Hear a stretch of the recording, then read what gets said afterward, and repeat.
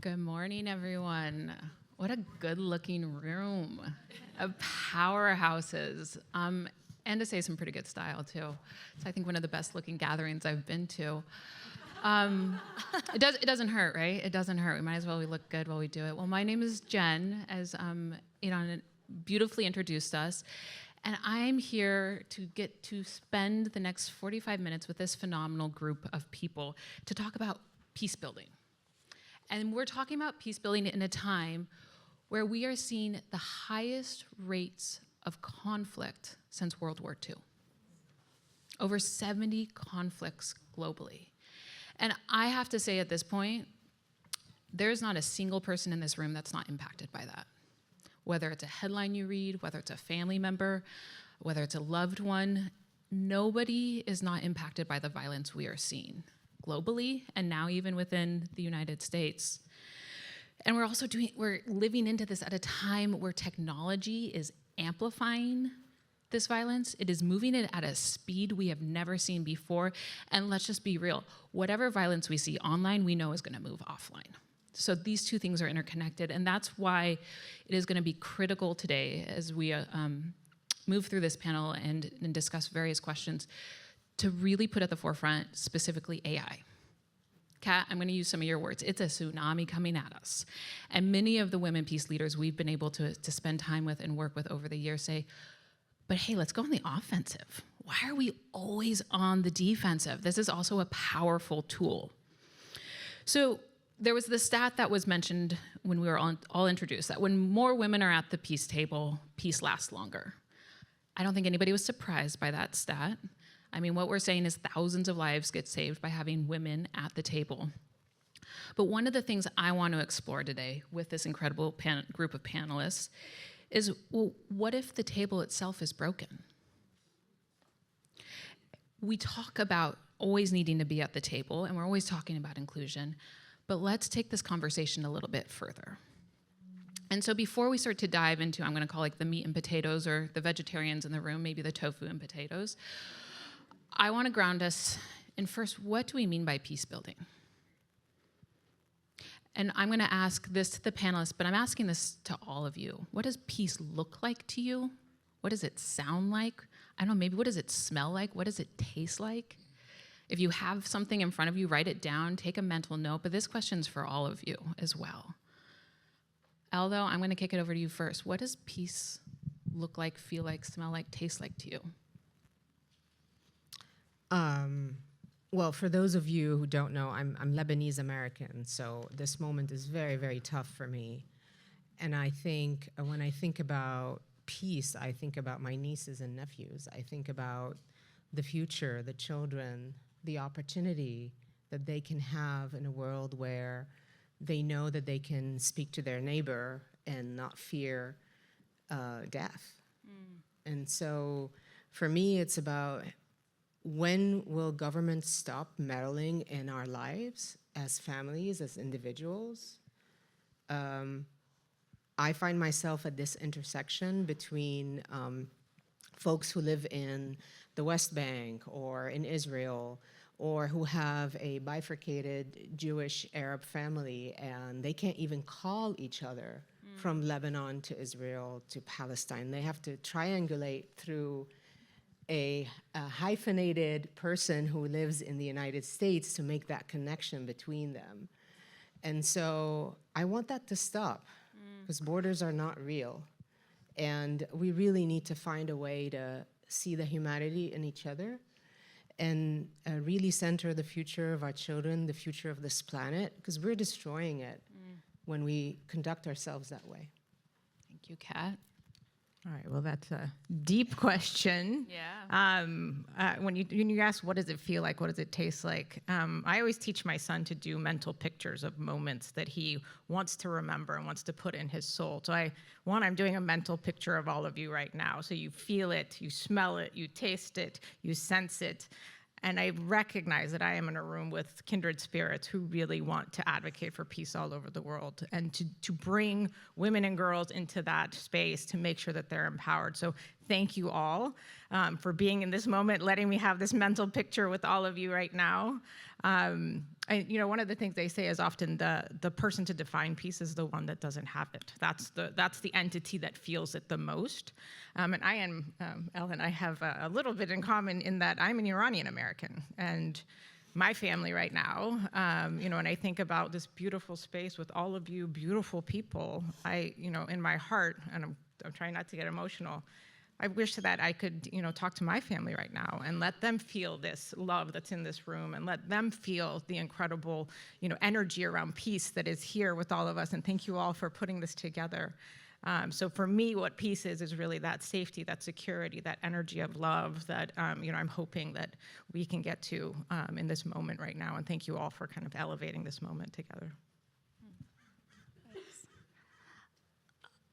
Peace is not just interspecies. It goes beyond that into having peace with the environment and all living creatures that also make up the nano or biome of our world, and then ultimately our universe, and connect us to all that exists. So peace is an expansive word that we must align with through the systems that we currently have access to for our species to get along with itself. And that goes to the work that we're all going to be talking about here, to de-risk communities that need to have a relationship with nature that allows them to perpetuate in perpetuity, or sustainably, or regeneratively. That's with their food system, their water system, education, health, infrastructure. And by doing that in a way that increases nature and proliferates life on Earth, we get to the level of peace that I think globally we're all kind of leaning towards now. I think we all kind of see that we're all here together and we kind of want this. And we're closer than you think about getting there. For me, when I think about peace, 3 words come to mind. First is freedom. Freedom of thought, freedom of association, freedom of choice. Second, it's love. Love for each other as human beings. Love for nature and so forth. And then finally, it's about the ability to dream beyond today and to really think about and hope and expect that 5, 10, 15 years from now, life is going to be better. Thank you, Fred. And thank you, everyone. I want to go back to this table concept, because quite often in the peace building field, it is, we need to get more women at the table. And I would say that actually expands beyond the peace building field, right? I think in any industry, it's more women at the table. And as I kind of nodded to my introduction, what if that table's broken? So I'm going to ask all of you again, what needs to be rebuilt, not just added to this table, or possibly something completely different? Maybe it's like thinking creatively and new imagination. Maybe it's not a table for peace to actually work. And all of you have been in different contexts. You've been on the ground. So please also just bring in maybe some specific examples of things you have seen. Fred, I'm going to kick it down to you first, and then we'll work our way back this way. Okay. Well, for me, I believe that if we want to change the game, we need to change who plays it. So, in my field, I work a lot in leveraging technology to drive impact in the world. And so when you look at a lot of the artificial intelligence systems that are being built, it's being built by men. And you think about how many of you used to use Twitter before it was taken over by Elon Musk? And you see the values changed immediately, right? It used to be, I no longer use Twitter because when I go on there, I just feel hate, anger, anxiety. And it's the values of the man who's behind it that has changed what used to be a place where you could go and, be inspired and get news and so forth. So the values of the technology systems that are shaping the world today are being designed by men. Only 10% of software engineers globally are women. And so if we don't get more women in technology, if we don't get more women in data science and artificial intelligence, then these systems that are shaping the algorithms that we all that are now driving our lives, that shape the way we think, that influence how we see each other as human beings, are going to be driven by people who necessarily don't have, the best interests of humanity at heart, and are just trying to get power for themselves. So we need to really shape. So one of the things that, for example, we do is we are training a whole new generation of builders in technology. And 40% of the people who go through who enroll in our programs are women, but 60% of people who graduate are women, right? And that's because men normally have more confidence than competence, and women have more competence than confidence.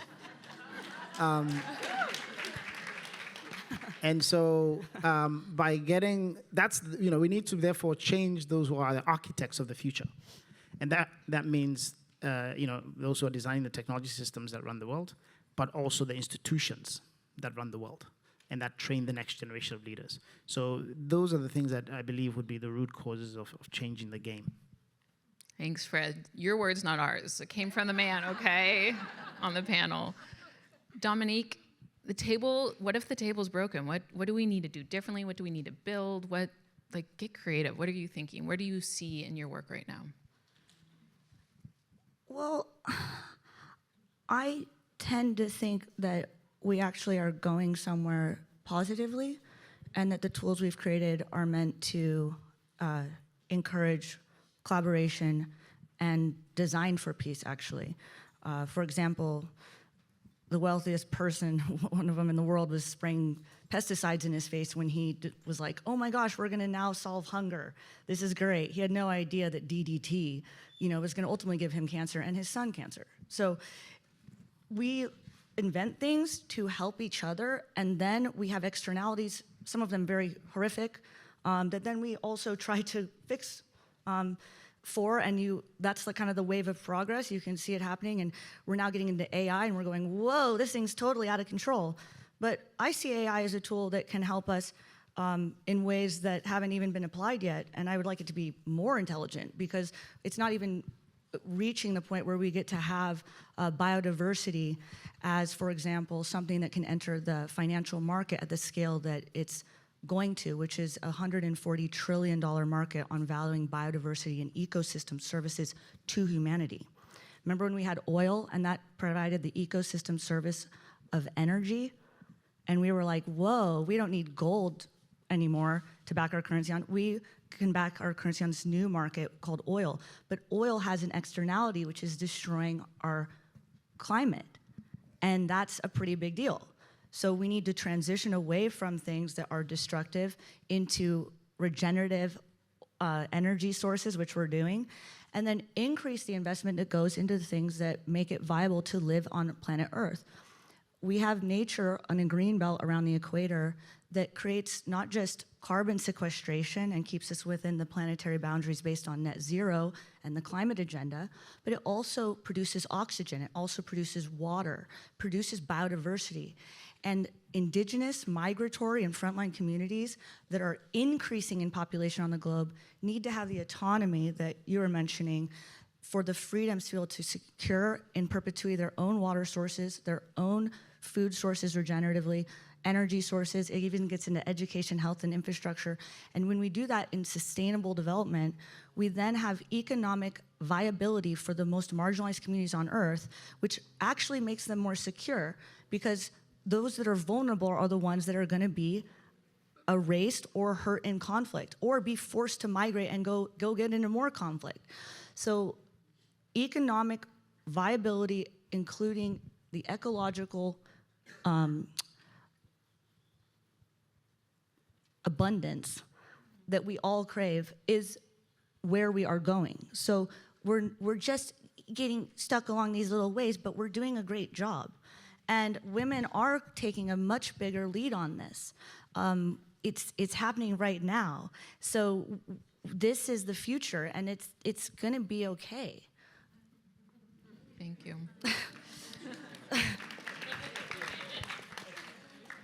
Kat, you've been at some pretty serious tables in your day at the State Department for 30 years. Tell us about this table. Tell us what we need to sort of leave behind, what we need to keep about this table. I think it's time to flip the table up. I think, let's flip the table. I know Elle's with me on it. We can do that too. We can do it. Go!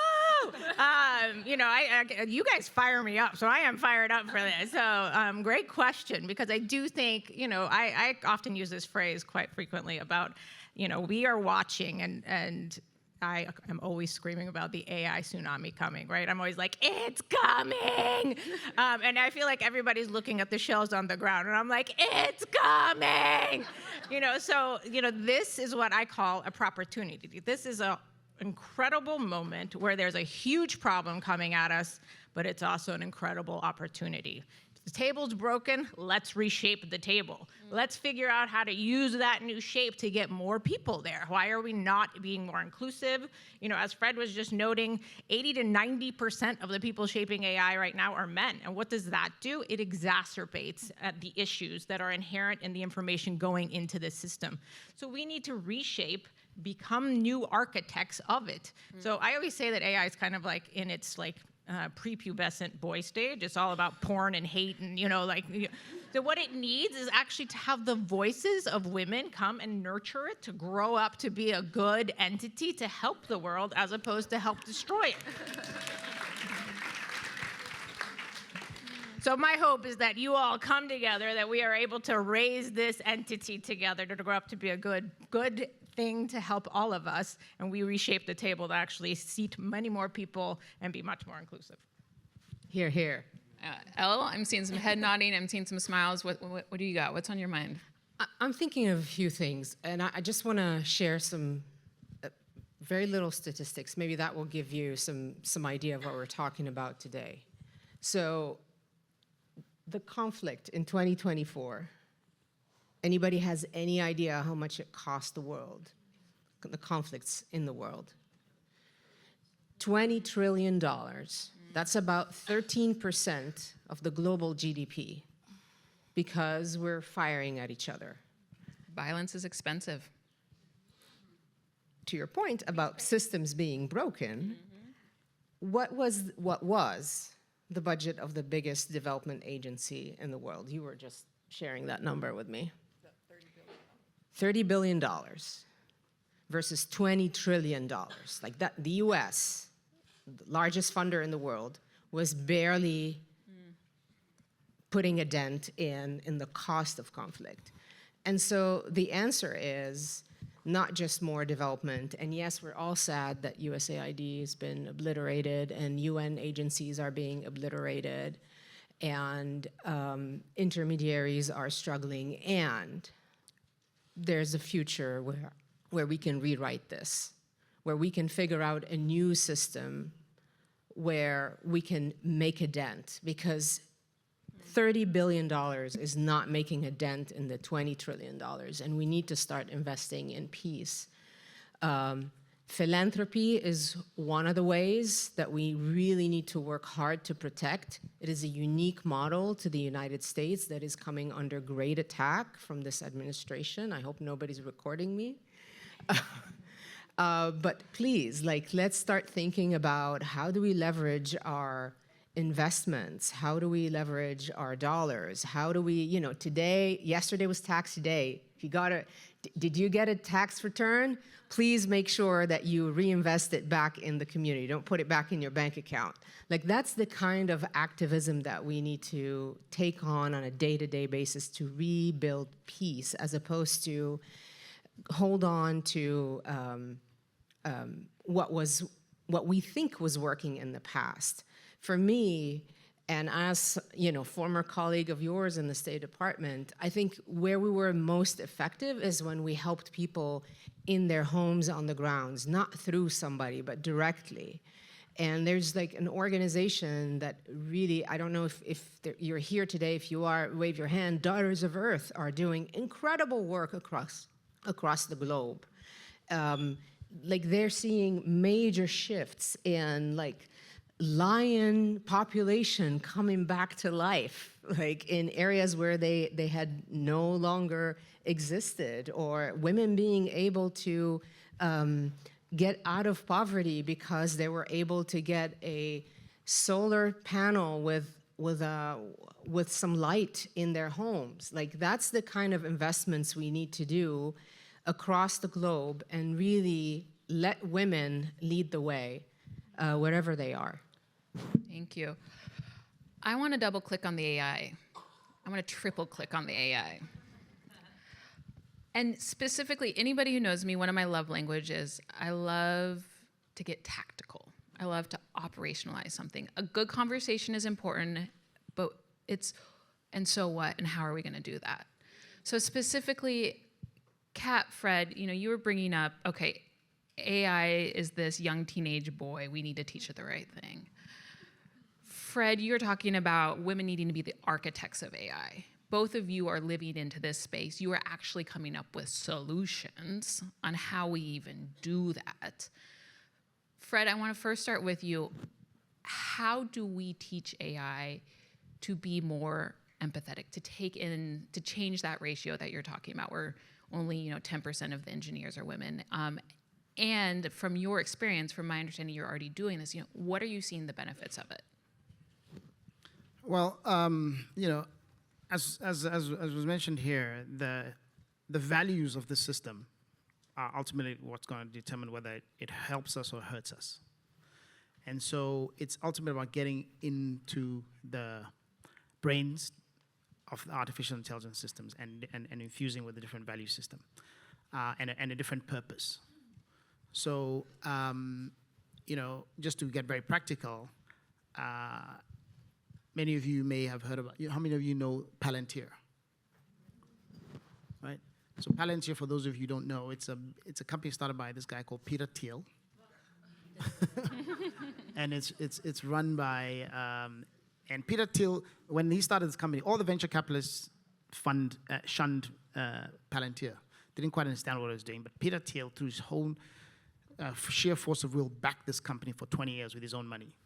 And he had a chance to infuse it with all of his values, with another guy called Alex Kopp. Their stated mission is to make the US dominate the rest of the world with AI. That's their purpose.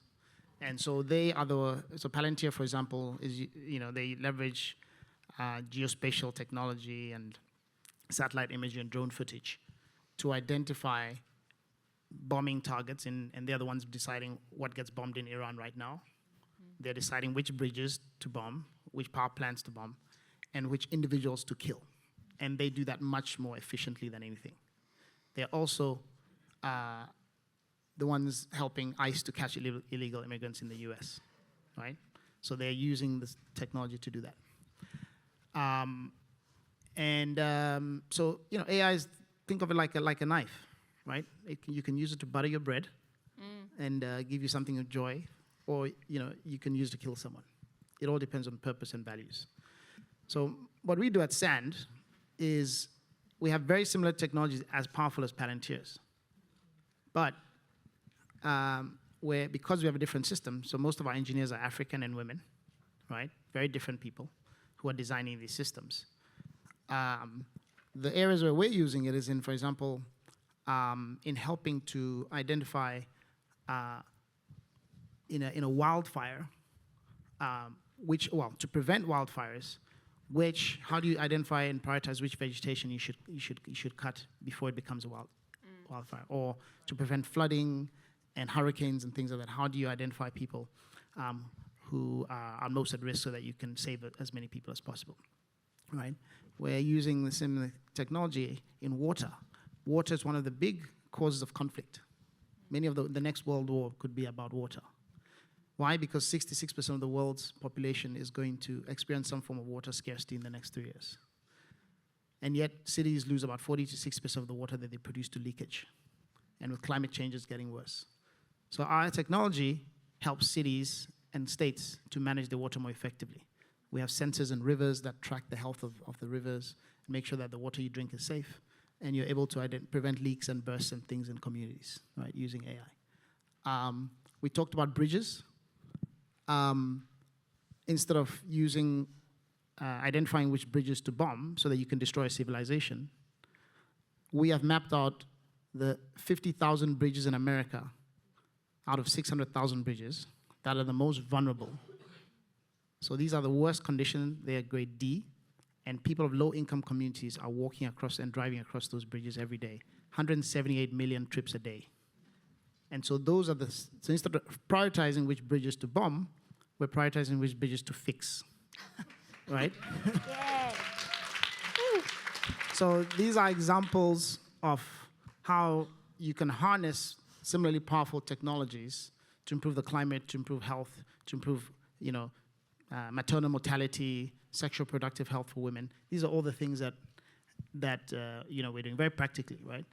And so it can be the dawn of a new era of possibility and abundance, but only if we change those who are driving where these things are going and who's investing in these companies, and so that you can actually really transform the world.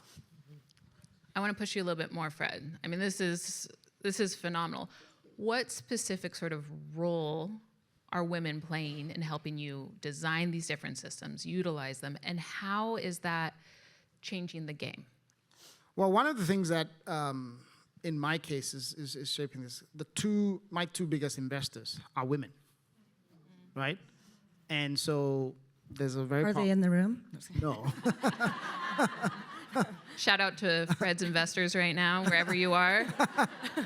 They're not in the room. One of them runs one of the largest, foundations in the world, but they have very specific focus on women and girls and maternal health and social and sexual reproductive health. So she's like, you need to use a technology to help women. So she's pushing me. So I do what, so she's... You're a smart man. Yeah. We knew you were a smart man, but you're just getting smarter by the minute, Fred.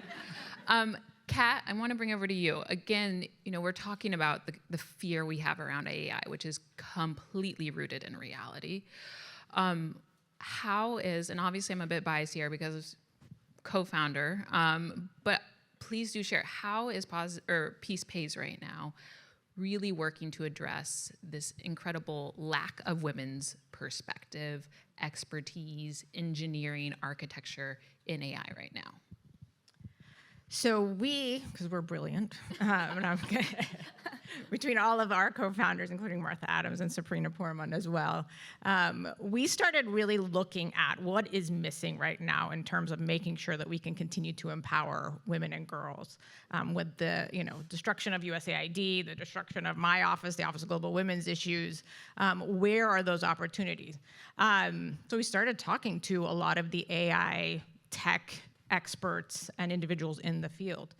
One thing that came up right away, and I thought this was fascinating, and we talk about this all the time, was this concept of maternal instinct.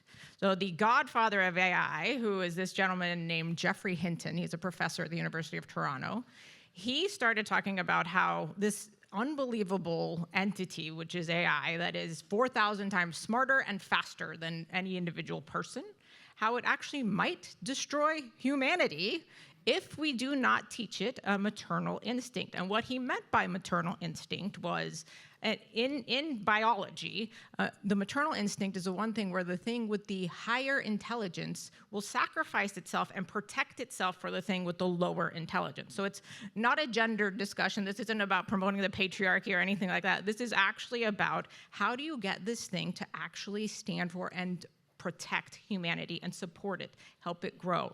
So we took advantage of that and started talking to a lot of the AI experts and bringing them into being able to train and empower women on the ground. Now, who better to train AI on what a maternal instinct is, how to nurture, how to care for, how to bring peace to AI than women peace builders? They are the ones that are on the ground combating genocide. They are the ones that are going through and negotiating peace agreements. They are the ones that every time there is a crisis or a conflict, they step up, they house, they clothe, they feed. So making sure that their stories are actually what is put into this system so it learns how to have empathy, how to care for, how to nurture. And it's also about bringing the best of men as well. So we want to make sure that those individuals, those entities are what is being fed into this process. So we've gone about it by making sure that we're training women on the ground. We have a cohort of women peace builders that we've been working with for years. We had a side event actually at the UN around the margins of UNGA. Where we brought women peace builders together and introduced them to some of the tech engineers and the tech industry people. We had 2 of the tech guys start crying, I'm not kidding, when they were listening to the stories of the Afghan women, of the Syrian women, who were talking about, here's how this thing has been used against us and how do we fix this? And a lot of them just didn't know. There's this like competitive, looking at how do we make sure that we're pushing the financial aspects of this and the efficiency of it, and that is being sacrificed for, the connectivity and the actual aspects of how do we build a better humanity are being sacrificed for those kind of capitalistic perspectives. So we've been training them. We've been training them on how to also protect themselves online. So it's beyond just AI literacy. It is how do we make sure that women who are attacked specifically in different ways and who bring unique perspectives into the system, how are they actually protected online? And then how are they being able to promote and do storytelling to actually promote their efforts? Again, harnessing that 4,000 times capacity to be able to put those stories out there and advocate.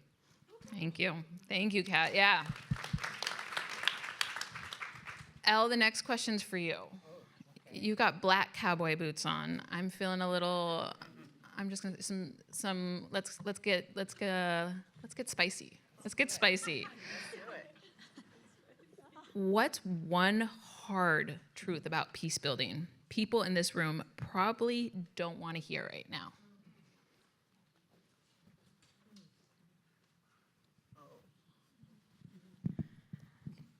As somebody who spent most of her life in either under the bombs or in a context of it's happening now, another civil war.